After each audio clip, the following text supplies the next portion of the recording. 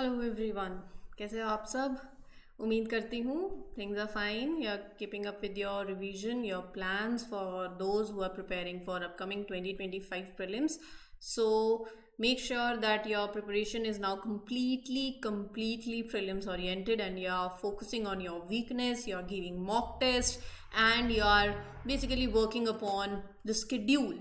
That is very important. Whatever you have, the plans that you have made for yourself, stick to that, follow that. और वो होता है ना, इधर उधर भटकना नहीं, मन लगा कर बढ़ो.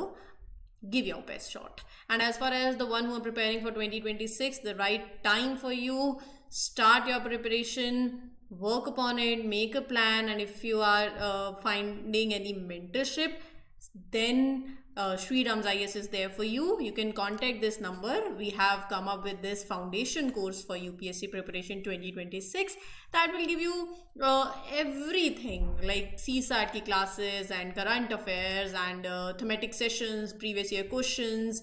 Every one-to-one mentorship will be there. Complete guidance will be provided to you. So for any doubt, or if you want detailing of this course, do refer this contact number that is on the screens. Now, as far as today's session is concerned, we'll talk about these articles: Black Kite prelims, RBI Digital Payment Index prelims oriented, WHO prelims perspective, financial toxicity of cancer care in India, mains health section, GS paper 2. Enhancing the agricultural productivity and sustainability, GS paper 2, paper 3, depending upon where you can use this content. And yes, paper 3 though obviously. So means, specifically means. So this will be our topic of discussion for today. Please mark your attendance by liking this lecture. You have comment section. You can share your feedbacks. Do subscribe to the channel. Sri Ram's IS is serving the nation since 1985.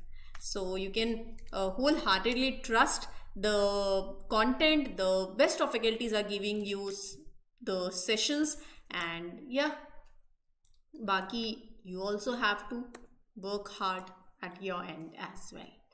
Now moving ahead with the very first article, WHO की बात करेंगे. Why? Because recently President Donald Trump came up with this decision to withdraw from this health agency.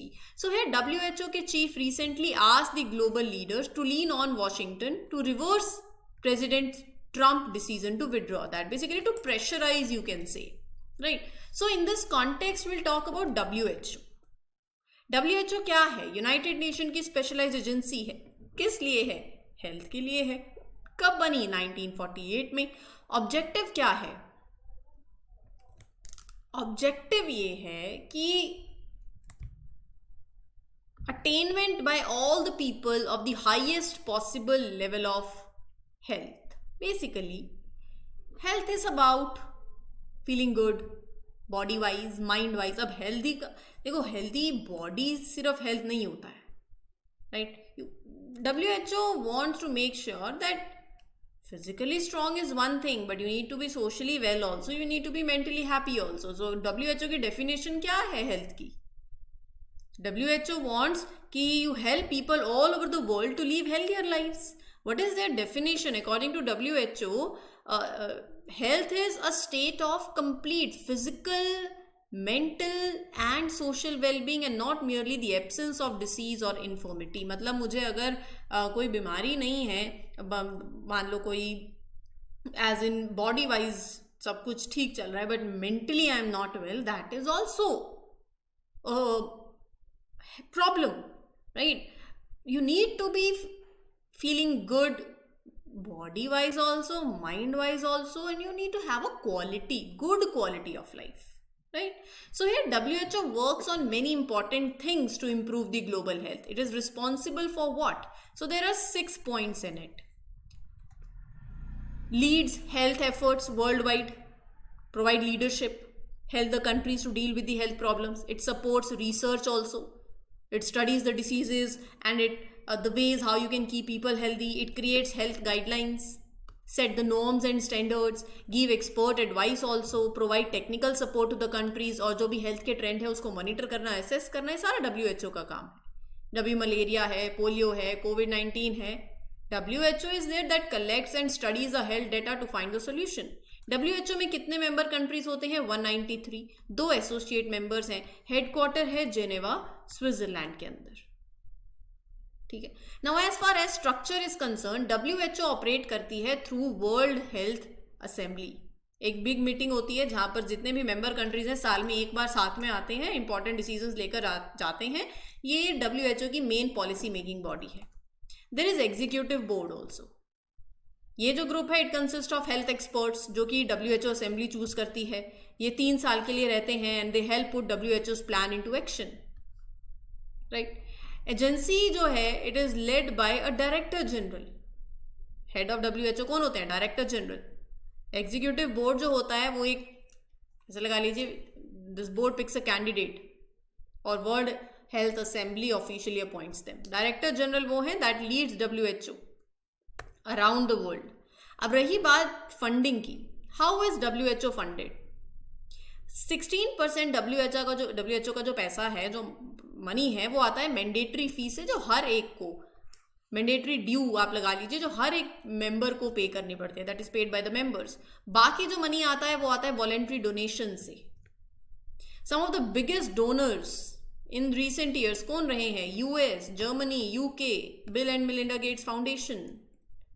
WHO बनी थी 7 अप्रैल 1948 में, जब होता है world health day. इसी के साथ आप मुझे एक बात बताना, recently there was world wetland day also. World wetland day कब होता है? Do let me know in the comment section. Now, there is a great initiative by Shriram Zayas on this platform where you will get to have a podcast series.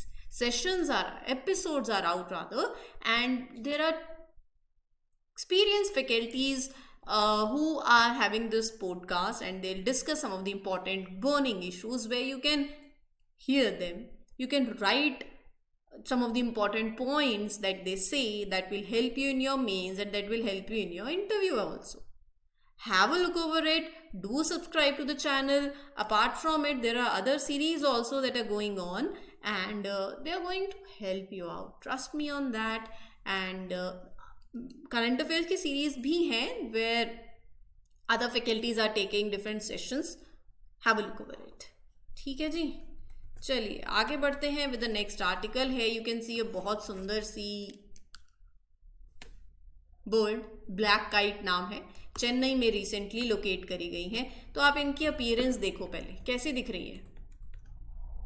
मैं इसके बारे में बाद में बताऊंगी. लिखा है अपीयरेंस, बट पिक्चर के थ्रू थोड़ा और माइंड में फिट हो जाएगा. साइज क्या है? Medium sized raptors. Colour brown, mostly brown on the back, darker brown toward the tips of their wings and tails. Here you can see dark brown. And beak large, black, hook shaped, perfect for eating the prey and tearing the flesh. Eyes small, dark brown, right?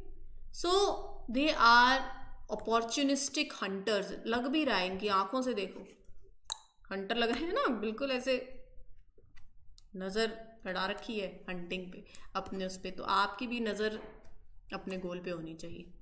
चेहरे से दिख रहा है, देखो आंखों में झलकता है. तो ब्लैक काइट्स क्या है? Medium size birds of prey in the family accipitridae. Unlike other in the groups, black kites are opportunistic hunters. हमेशा ये उसमें रहती हैं. They do not always chase and kill their food but also scavenge for leftovers and dead animals. Right. Size, colour, eyes, पूरा वो beak week मैंने सब बता दिया है. रहती कहाँ है ये आपको वेटलैंड्स के पास, श्रबलैंड्स के पास, open savannas, grasslands, river edges के पास देखने को मिलेंगी. And they are found in the tropical portions of Australasia, Eurasia, Africa. ये इनकी जगह है. मोनोगैमस है. यहाँ से सवाल बन सकता है. मोनोगैमस मतलब स्ट्रॉन्ग पेयर बॉन्ड है. एक बार जो पार्टनर बना लिया वही जिंदगी भर चलता है. ठीक है. And what else? Soaring and gliding. How do they behave? They behave like that. मतलब they fly high in the sky. They use warm air currents to stay in the air while searching for the food. What do they eat? Dead animals, live prey, birds, mammals, fish, lizards, fruit. They even eat palm oil fruits. Least concern है, tension की बात नहीं है, और IUCN status में Schedule 2 में है. Financial strain of cancer is often ignored but can be the most harmful. It not only impacts the patient but also their family and future generations. We all know that. Let's talk about it. Cost of the cancer treatment. This article you can, means के perspective से you can talk about it in the science and technology के domain में, the applications in the everyday life, the impact of cancer will be important from UPSC perspective. See, if questions are asked ki what are the research and development achievements in applied biotechnology, how these achievements will help to uplift the poor section of the society, ये जो article हम discuss करते हैं directly cancer पे नहीं है, but आपको अपने क्वेश्चन की डिमांड के हिसाब से ये कंटेंट पुट करना आना चाहिए. यू हैव टू सी क्या ये ऐड हो सकता है या नहीं हो सकता है. सो कैंसर की कॉस्ट, जो ट्रीटमेंट की कॉस्ट है, that is a big burden. There is not much people talk about it. Cancer का treatment is very very expensive, और जो फाइनेंशियल इम्पैक्ट आता है दैट कैन बी डिवास्टेटिंग. ये सिर्फ पेशेंट को अफेक्ट नहीं करता है, उनकी फैमिली को भी करता है. जो पुअर सेक्शंस हैं, they struggle to pay for their hospital bills, the medicine and the expenses. कभी कभार फैमिलीज को they have to sell their property, they have to take loans, they have to use all their savings which affects their financial future. It can impact future generations. Children might miss out on the education, or they inherit the financial struggles further. So cost of cancer has this long-term financial hardship is there. It makes life even harder for the patients and their loved ones. Now the question is, what is the extent of this financial toxicity that is faced by the cancer patients in India? What is the extent? High treatment cost, we have already said that. Families pay impact, and out of pocket expenses. Tino I have just mentioned. This is the financial burden of cancer. आप लगाइए data की. अगर मैं बात करूं तो I am giving just an example. A person with oral cancer may need to spend around 10 lakh per year on their treatment. Over the years, total expenses can reach to 25 lakh or more. Right? Families पे impact पड़ेगा. It will financially hurt the entire family. Many families are forced to sell their properties. मतलब family ना poverty के trap में आ जाएगी. And 4 generations, they'll struggle to recover from the financial crisis. Out of pocket expenses, obviously both above things are connected, right? Just cancer is not just a health crisis, it is a financial disaster too. These are the keywords for this article. Now, what are the contributing factors to the financial toxicity? Public health funding main advocacy. See, government spends less than 2% of the country's GDP on healthcare. There is very less spending on the healthcare. This means public hospitals they don't have enough doctors and equipments and resources. Delay in the diagnosis, waiting time is very long. अगर cancer early detect नहीं किया, it will become hard and more expensive to treat. Financial burden will get even worse. Limited insurance coverage. Many health insurance plans only cover hospital stay सिर्फ. लेकिन cancer के treatment में तो बहुत कुछ आता है. डॉक्टर की विजिट की कॉस्ट, टेस्ट की, मेडिसिन की, फॉलोअप ट्रीटमेंट्स की, जो पेशेंट को अपने पॉकेट से देनी पड़ेगी. Right? It makes it financially draining. And then economic disparity. Poor and middle class patient तो struggle करेगा to afford this advanced cancer treatment, immunotherapy, targeted therapies are there. ये जो cutting edge treatments हैं, ये कितने expensive हैं. They are not easily available in the government hospitals. फिर क्या ना करता, basically it force patients to seek costly private health care. Then फिर वो डेट में जाते हैं and they can not afford the treatment at all. Now, what strategies can be implemented to mitigate the financial toxicity? This you can make it in your answer as a way forward also. Public healthcare को तो आपको strengthen करना पड़ेगा. States like Delhi and Kerala, they have come up with special schemes to cover the medical costs for cancer patients. Government should increase spending on healthcare and support the measures for non-medical cost also. Travel, accommodation, food की cost, ये सब financial strain में जाता है. Discounted trains and bus fares हो सकती हैं for cancer patients. Role of non profits and CSR, corporate social responsibilities. Companies donate कर सकती हैं through their CSR to help NGOs. Promote philanthropy, very important.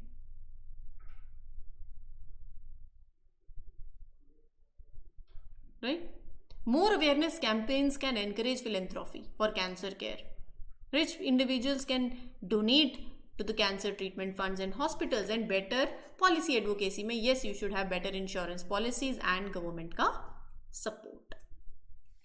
Moving ahead with the next article, जिसमें हम बात करेंगे RBI के digital payment index की, जो कि बढ़ा है 465.33 से 445.5. बेसिकली ये बात कर रहे हैं मार्च की और ये बात कर रहे हैं सितंबर की. सितंबर में बढ़ गया है. कहने का मतलब ये है कि अब हर कोई डिजिटल पेमेंट को अडॉप्ट कर रहा है, काफ़ी कर चुके हैं. ये index first of its kind है. ये डिजिटल पेमेंट्स जितना स्प्रेड हुआ है उसको मेजर करता है अक्रॉस द कंट्री. RBI लेकर आया है 2021 में जनवरी के अंदर, जिसमें बेस ईयर को रखा गया है मार्च 2018 और उसको सेट किया गया है 100 पे. उसके बाद जो भी होगा उसके हिसाब से आगे देखा जाएगा कि कितनी इंक्रीमेंट हो. मैं बोलूँ कि चीज़ों के रेट हमारे ज़माने में थे 1000 रुपये, और जो 1000 रुपये का चीज़ मिलती थी हमारे ज़माने में वो अब 1200 की हो गई है. वो हमारा ज़माना कौन सा साल है जिसके कंपैरिजन में आप बात कर रहे हो? बेस ईयर क्या है? That is what base year is. So इसमें 5 ब्रॉड पैरामीटर्स हैं जिस इंडेक्स के थ्रू मेजरमेंट होती है. And these are the parameters. Payment enablers को 25% वेटेज दी गई है. पेमेंट अनेबलर्स मतलब मालूम होना चाहिए. Factors that help make payment easier, वो पेमेंट अनेबलर्स हैं. इंटरनेट की connectivity, digital wallet, availability of these apps, सरकार की ऐसी policies that support it. Payment infrastructure, demand side factors. एक डिमांड साइड, एक सप्लाई साइड. डिमांड कितनी है? How many people are using online banking, mobile payments और cards? Higher demand का मतलब people are more likely to use these systems. Supply side, supply side मतलब आप कितना एक्सेसिबल करवा पा रहे हो इन सर्विसेज को. पेमेंट की performance, how well the payment system actually work. Fast हैं, सिक्योर हैं, क्या लोगों को प्रॉब्लम तो नहीं फेस करनी पड़ती वाइल मेकिंग द पेमेंट. उसको 45% वेटेज दिया गया. सबसे ज़्यादा तो यही है. कंज्यूमर सेंट्रिसिटी, कंज्यूमर की, यूज़र की ज़रूरतों पे कितनी अटेंशन पे कर रहे हैं आप. That is what consumer centricity. So these are the parameters.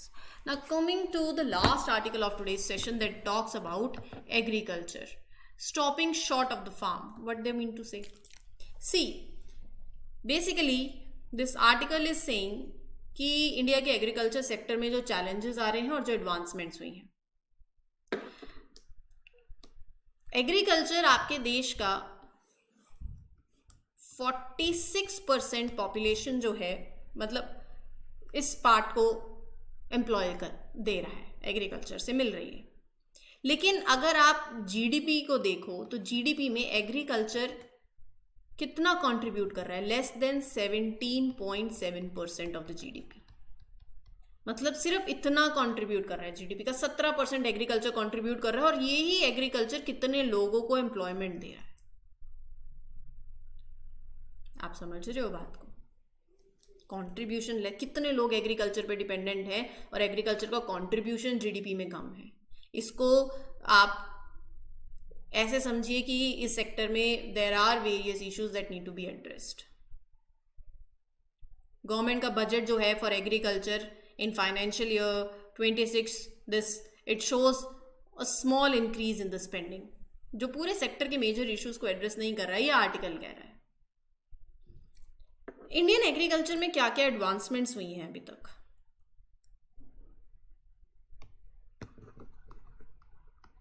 What are the advancements in the Indian agriculture? Irrigation में क्लाइमेट स्मार्ट एग्रीकल्चर हो गया, या पॉइंट्स लिख सकते हो. डिजिटल फार्मिंग की तरफ हम चले गए. एग्रीकल्चर क्रेडिट, फाइनेंशियल इंक्लूजन हमने प्रमोट किया. क्रॉप्स में डाइवर्सिफिकेशन लाने की कोशिश करी. ऑर्गेनिक एग्रीकल्चर की तरफ और एक सस्टेनेबल एग्रीकल्चर की हमने बहुत बात करी है. ज़्यादा से ज़्यादा एग्रीकल्चर प्रोडक्ट्स एक्सपोर्ट हों, इस पे काम किया है. किया है कि नहीं किया. एग्रीकल्चर जो एम्प्लॉय कर रहा है nearly half of the Indian work force, तो you need to put efforts into it. You need to improve the productivity and the income by training the farmers in the new skills you have to give them.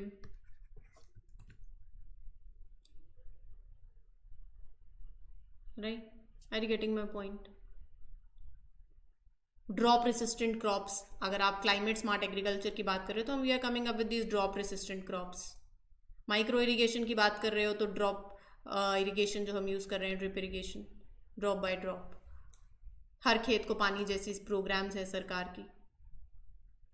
Diversification of crops की बात करते हो तो हम pulses जैसे बातों पे और ज़्यादा स्ट्रेस डाल रहे हैं. लाइफ स्टॉक और fisheries are growing rapidly, these sectors also. Agriculture productivity में चैलेंजेस क्या हैं. देखो, चैलेंजेस ये है ना कि लैंड फ्रेगमेंटेशन हो गया है. Farms are becoming small because of these inheritance laws. Farming के लिए ज़मीन कम बची. एडवांस फार्मिंग टेक्निक्स यूज, इतना एक्सपेंसिव इक्विपमेंट हो गया. फिर भारत में 86% ऑफ द फार्मर्स ऐसे हैं that have farms less than 2 hectares. बहुत छोटे हैं, that are for modern, too small for modern farming. और मॉनसून पे ओवर डिपेंडेंस है. सॉइल की फर्टिलिटी डिक्लाइन कर रही है क्योंकि इतने केमिकल फर्टिलाइजर्स को ओवर यूज कर लिया है. इन्वेस्टमेंट कम है, R&D कम है. एग्रीकल्चर मार्केटिंग में भी there are still inefficiencies, right. So there are these challenges.